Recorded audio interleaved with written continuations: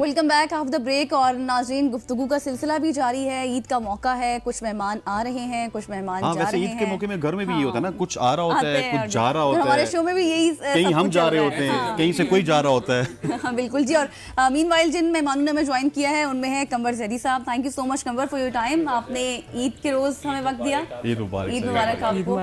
और कंबर का तो मुझे लगता है इंट्रो कराने की शायद जरूरत नहीं है ना। बिल्कुल इंट्रो तो इस सेट पे बैठे किसी भी शख्स को जरूरत नहीं। बिल्कुल आप सही कह रहे हैं। और इसी के साथ हमें ज्वाइन कर चुके हैं एक जानी मानी शख्सियत और जिन्होंने पाकिस्तान की थिएटर और टेलीविज़न की दुनिया में अपनी मुनफरिद पहचान बनाई। आप राइटर हैं, आप डायरेक्टर हैं, आप कॉमेडियन हैं। इसके साथ साथ आपने तवील अरसे से पाकिस्तानी मीडिया को अपनी खिदमात भी पेश करते रहे हैं। मैं बात कर रही हूँ मारूफ फनकार ज़ुल्करनैन हैदर साहब की। सर बहुत शुक्रिया आपके वक्त के लिए। ईद के रोज़ आपने हमें ज्वाइन किया। अस्सलाम वालेकुम और आप सबको ईद मुबारक एक दफ़ा फिर जी। कैसे हैं आप सर? मैं वैसा ही वो तो माशाल्लाह नजर आ रहा है। सर मुझे लग रहा है कि आज भी आप जॉगिंग करके आ रहे हैं सुबह सुबह। मैं जॉगिंग ही समझ लीजिए। अच्छा। बच्चों के लिए भागदौड़ जो है ना वो जॉगिंग में शुमार होती है। सही। तो जमशेद अंसारी साहब को अल्लाह गनी की रहमत करे, उनसे मैं पूछता था, मैंने कहा आप इस उम्र में भी आप इतने एनर्जेटिक हैं। तो वो एक शेर कहा करते थे जो मुझे भी, मैं भी अब अपने दोस्तों को, बच्चों को, आप लोगों को सुनाता हूँ कि थकने नहीं देते मुझे मुसीबत के पहाड़, थकने नहीं देते मुझे मुसीबत के पहाड़, और बच्चे मुझे बूढ़ा होने नहीं। क्या क्या तो आपने सही कहा कि जॉगिंग ही है। सही हो गया। अच्छा कंवर साहब भी, आपको भी, क्योंकि एक दफ़ा शामिल गुफ्तगू हो जाए तो फिर वो हम आगे भी बढ़ेंगे। तो सर आपको तो हम ये पूछ नहीं सकते कि बचपन की कैसे गुजरती थी। मुझे तो लगता है अभी भी बचपन है, अभी के करीब करीब ही आप। सो सर ईद में क्या मसरूफियत रहती है और कैसी गुजरती है आपकी ईद? यूजुअली आपको पता है कि सहाफ़ी की जो ज़िंदगी है वो बड़ी हेक्टिक चल रही होती है। और रमज़ान में थोड़ा सा, क्योंकि हमारा रात का काम होता है ज़्यादातर, जो करंट अफेयर शोज़ हैं वो 8 से, फिर आजकल हैपनिंग्स भी इस तरह हो रही हैं कि जंग लगी हुई है, तो सोते सोते सुबह सहरी हो जाती है और फिर उसके बाद जो है दिन के 10, 11, 12 बजे उठ के फिर दोबारा से एक्टिविटीज़ होती हैं। तो बड़ा हेक्टिक चल रहा होता है रज़ना। तो फिर उस रूटीन से थोड़ा सा शिफ्ट होते हैं। ईद की नमाज़ पढ़नी होती है, उसके बाद फिर नमाज़ पढ़ के आते हैं तो घर वालों के साथ फिर बैठते हैं, क्योंकि ये ऐसे मौके होते हैं जिनमें आप घर वालों के साथ बैठें, घर वालों के साथ टाइम बिताएं। और मैं समझता हूँ कि ईद का एसेंस भी यही है। और उसके बाद फिर खाने पीने चलते हैं, ईदियाँ चलती हैं, वही जो रवायती तौर पे सब कुछ होता है। तो इस सारे मामले में कहीं ना कहीं जाहिर बात है कि एक सहाफ़ी जो है वो मुंसलिक ही रहता है। तो ट्विटर, फेसबुक, आजकल सोशल मीडिया का दौर है, इन्फॉर्मेशन फ्लो भी साथ साथ चल रहा होता है, लेकिन प्रेफरेंस यही होती है फैमिली के साथ टाइम दें और अपने बाकी के जो मामले। अभी भी आप ईदी देते हैं जी, बिल्कुल लेते भी हैं, कुछ से लेते हैं, कुछ को देते हैं। अच्छा। वही मैंने कहा ना कि अभी बचपन से उस तरह से निकले नहीं, अभी ले रहे हैं। सर मैं आपसे थोड़ा सा मेमोरीज के हवाले से भी जानना चाहूंगा कि आपकी बचपन की मेमोरीज, बचपन कहाँ पे गुजरा, बचपन की ईद आपकी कैसी होती थी, क्योंकि सब में सीनियर तो माशाल्लाह से आप ही हैं। बचपन की ईद बचपन की होती है। और मेरी ईद जो है कराची में थी, होती थी। मतलब मैं 6 साल का था जब यहाँ से रावलपिंडी से हम कराची चले गए। तो मोहसिन नसर खान जो क्रिकेटर हैं वो मेरे दोस्तों में से थे, पड़ोसियों में से थे। तो फिल्म स्टार भी, क्रिकेटर भी, कोच भी। Oh yes, diversified. और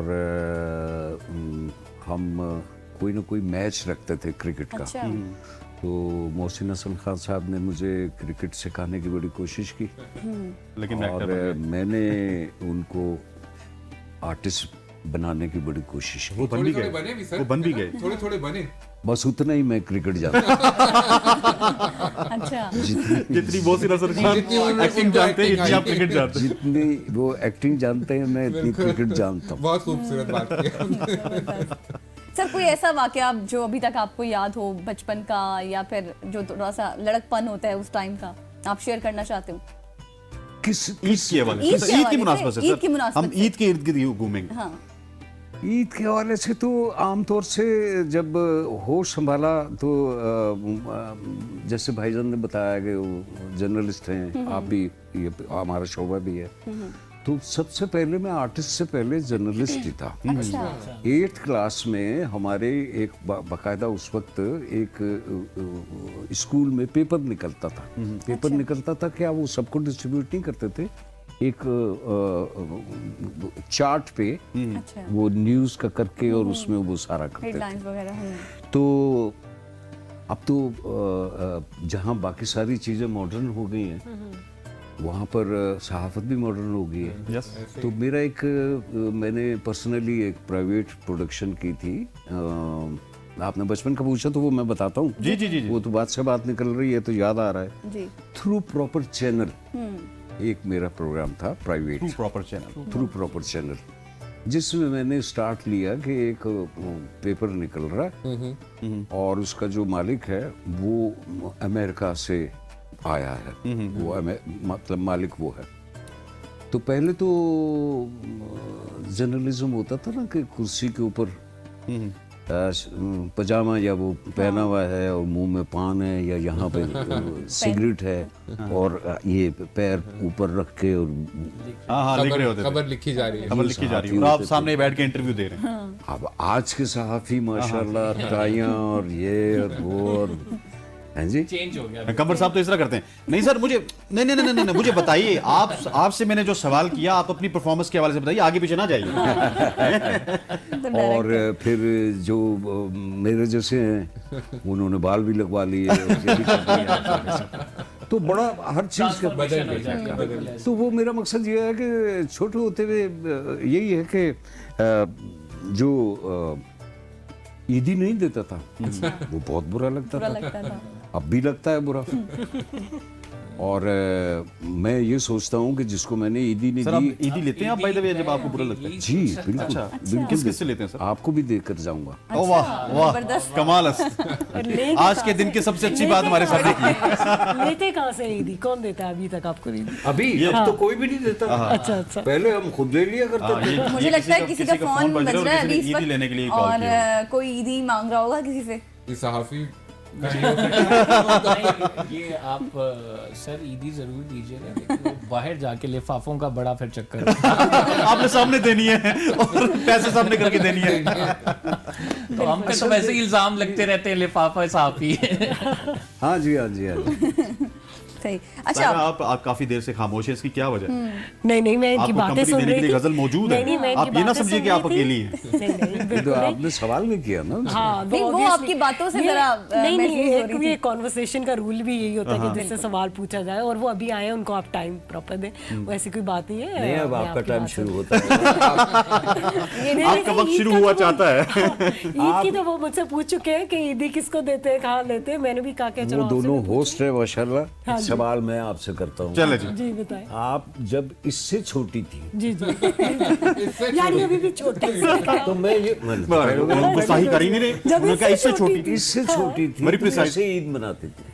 अच्छा इससे जब छोटी थी तो तब तो पढ़ाई में मैं बहुत आई वॉज वेरी स्टूडियस। मैं हर वक्त पढ़ाई में, ईद वाले दिन भी पढ़ाई, टेंशन, एग्जाम्स की टेंशन हमेशा जो है ना वो। बहुत से बच्चों ने आपको ये सुन के तो बोर हो गए। हाँ मैं कह रही कि तो बोर है। I was very bore actually.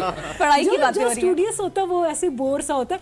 फिर मैं जब बड़ी हो गई और मैं इस प्रोफेशन में आ गई, फिर जब मेरी शादी हो गई और तो मेरे मियाँ बहुत लाइवली थे तो उन्होंने मुझे ज़रा ग्रूम किया लोगों से बातचीत करने में, वरना मैं बड़ा तन्हाई पसंद और अपने पढ़ाई में लगी रहती थी। पढ़ाई में दुनिया के जितने और अच्छे आसानात हैं वो एक ये भी है। उनमें ये है कि he made me confident, yes. वरना मैं जो हूँ ना ज़रा पर्सनालिटी इंट्रोवर्ट थी, पढ़ाई में लगी रहती थी ज़्यादा। लेकिन फिर जैसे आप लाइफ में ग्रो करते हैं, फिर जब मैं बाद में टीचिंग में आई, मैंने यूनिवर्सिटी में टीचिंग की है, उसने बहुत ज़्यादा कॉन्फिडेंस दिया। मास्टर्स लेवल पे मैं पढ़ाती थी तो यूनिवर्सिटीज़ में, फिर लोगों से के साथ कॉन्वर्सेशन करना। फिर मैं नेवी में गई थी, पाकिस्तान नेवी में मैंने 5 इयर्स जॉब किया है इन एजुकेशन ब्रांच। तो वहाँ पे फिर हमारे ब्रदरली कंट्रीज़ के ऑफिसर्स होते थे, from Saudi Arabia, Sudan, Libya, Turkmenistan, Azerbaijan, इन लोगों के ऑफिसर्स को पढ़ाना। फिर वो एक कॉन्फिडेंस आपको आ जाता है एडमिनिस्ट्रेशन। फिर जब इस फील्ड में आई हूँ तो फिर तो हर वीक कोई ना कोई इंटरव्यू होता है, तो फिर इंसान वैसे ही हो जाता है। साहिरा आपका बहुत बहुत शुक्रिया, thank you so much for Thank you coming. so much. ख़वातीन व हज़रात, ईद की खुशियां जा रही हैं, कुछ मेहमान आ रहे हैं, कुछ जा रहे जा हैं, रहे हैं। या भी वक्त हुआ जाता है एक शॉर्ट सी कमर्शियल ब्रेक का। ब्रेक लेते हैं, वापस आते हैं हमारे हमारे साथ साथ रहिए।